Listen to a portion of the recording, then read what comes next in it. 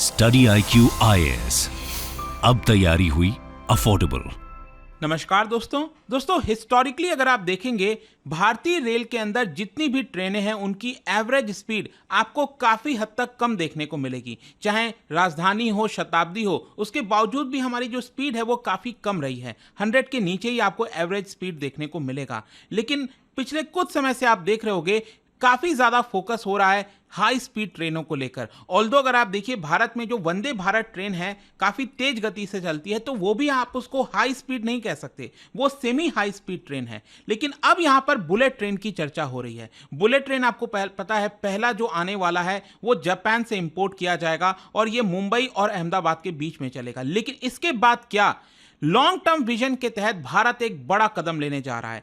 जो bullet train है अब वो भारत में ही बनाया जाएगा। ये आप देख सकते हो खबर, India starts working on indigenous bullet train, जिसकी स्पीड 250 किलोमीटर पर आवर कम से कम रहेगी। और इसी के बारे में हम डिटेल से चर्चा करेंगे, काफी कुछ आपको जानने को मिलेगा। चलिए आगे बढ़ते हैं, लेकिन उससे पहले ध्यान रखिएगा आप में से जो भी लोग यूपीएससी की प्रिपरेशन कर रहे हैं, आप हमारे जीएस फाउंडेशन बैच को ज्वाइन कर सकते हैं। ये एक ऐसा बैच है जिसमें प्रीलिम्स, मेंस, इंटरव्यू सब कुछ की कंप्लीट प्रिपरेशन कराई जाती है। बस आपको हमारे वेबसाइट ऐप पर जाना है, कमेंट सेक्शन में लिंक है और यूज करना है कोड अंकित लाइव, ताकि कोई भी बैच, कोई भी कोर्स अगर आप लेना चाहो तो आपको मैक्सिमम डिस्काउंट मिल जाए। और इसके अलावा अगर आप एमसीक्यूज अटेम्प्ट करना चाहते हैं तो मेरे इंस्टा पेज पर जाइए, वहां पर स्टोरीज में जितने भी एमसीक्यूज हैं उसको आप अटेम्प्ट कर पाएंगे।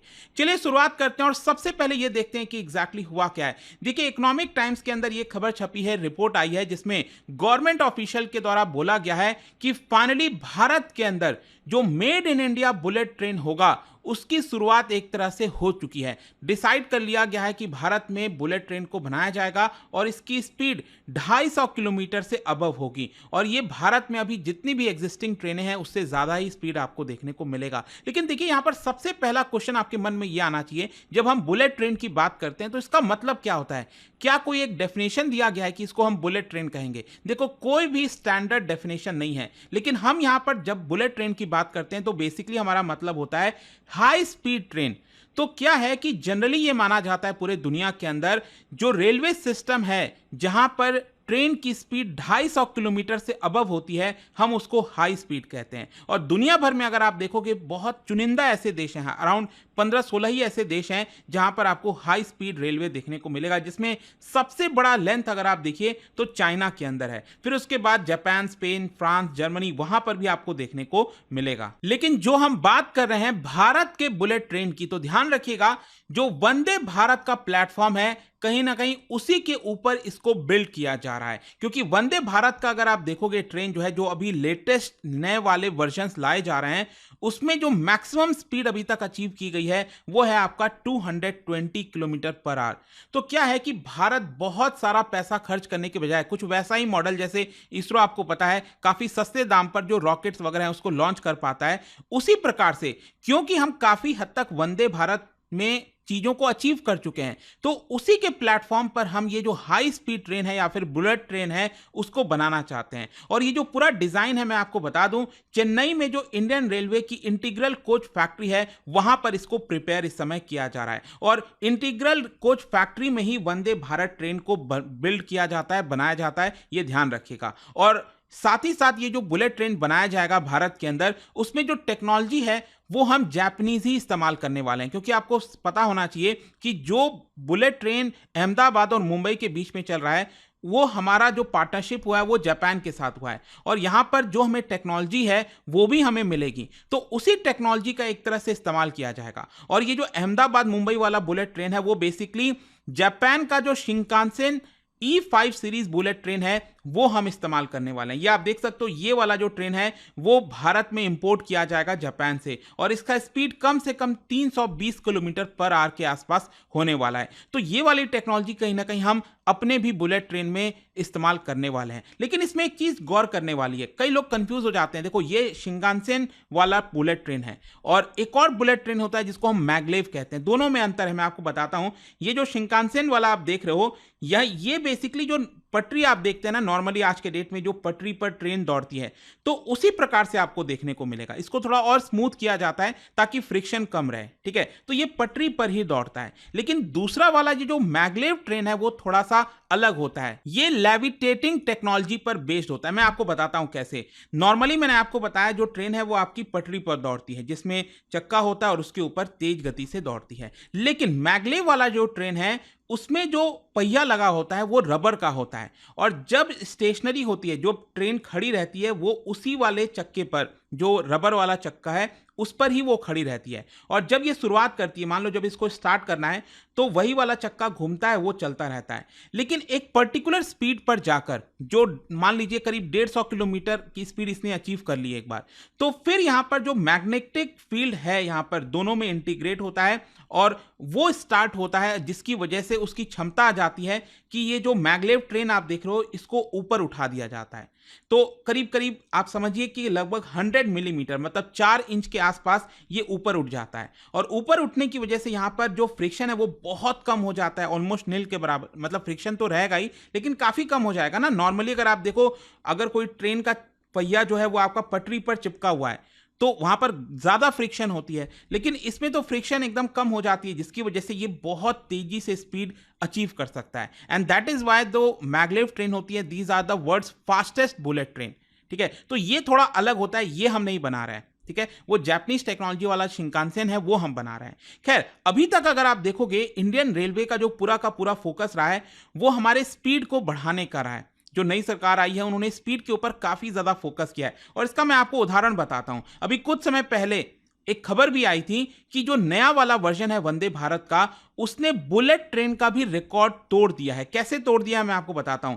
जो बुलेट ट्रेन 0 से 100 किलोमीटर का जो स्पीड है अचीव करने के लिए लगभग 55 सेकेंड मतलब 54.6 सेकेंड्स लगाती है। लेकिन यहां पर जो वंदे भारत का ट्रेन अगर आप देखोगे ना, जो नया वाला वर्जन आ रहा है, ये सिर्फ 52 सेकेंड्स लगाई है, जो हमने ट्रायल रन में देखा है। वंदे भारत का भी क्या है ना, अलग अलग वर्जन आ रहा है। जो सबसे पहला वाला जनरेशन था 2019 में आया था, इसका टॉप स्पीड 160 किलोमीटर, फिर दूसरा वाला 180 किलोमीटर, और जो लेटेस्ट है वो आपका 220 किलोमीटर।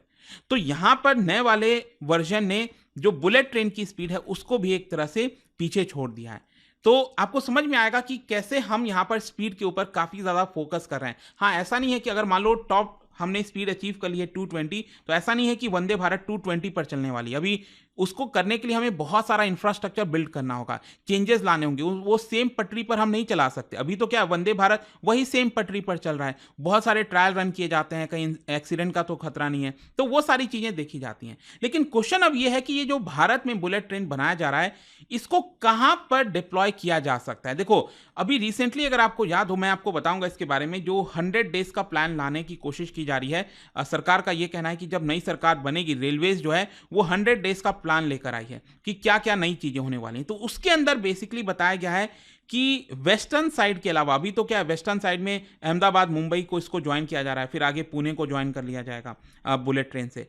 तो आगे चलकर नॉर्थ, ईस्ट और साउथ में यहां पर भी जो बुलेट ट्रेन लाए जाएंगे हाई स्पीड वाले, वहां पर भारत वाला बुलेट ट्रेन इस्तेमाल किया जा सकता है। और इस पूरे कॉरिडोर में, ये जो नॉर्थ, ईस्ट और साउथ वाला कॉरिडोर है, वहां पर बताया जा रहा है कि ज्यादा से ज्यादा जो इंडियन टेक्नोलॉजी और डोमेस्टिक मैन्युफैक्चरिंग, उसके ऊपर ज्यादा फोकस किया जाएगा। और ये वेस्टर्न वाले कॉरिडोर को एक तरह से कॉम्प्लीमेंट करेगा। और जो मैं आपको बता रहा था कि अभी प्रेजेंट में बुलेट ट्रेन जो बनाया जा रहा है वेस्टर्न कॉरिडोर में, अहमदाबाद मुंबई में, तो वो आपका जापान इंटरनेशनल कॉर्पोरेशन एजेंसी से हमने सॉफ्ट लोन लिया है 40,000 करोड़ का। और यहां पर इसका टोटल जो खर्च आने वाला है दैट इज 1 लाख करोड़ से भी ज्यादा का। और साथ ही साथ जो अभी लेटेस्ट अपडेट मैं आपको बता दूं, national high speed rail corporation ये बनाया गया है ताकि ये बुलेट ट्रेन का पूरा प्रोजेक्ट भारत में इंप्लीमेंट किया जा सके।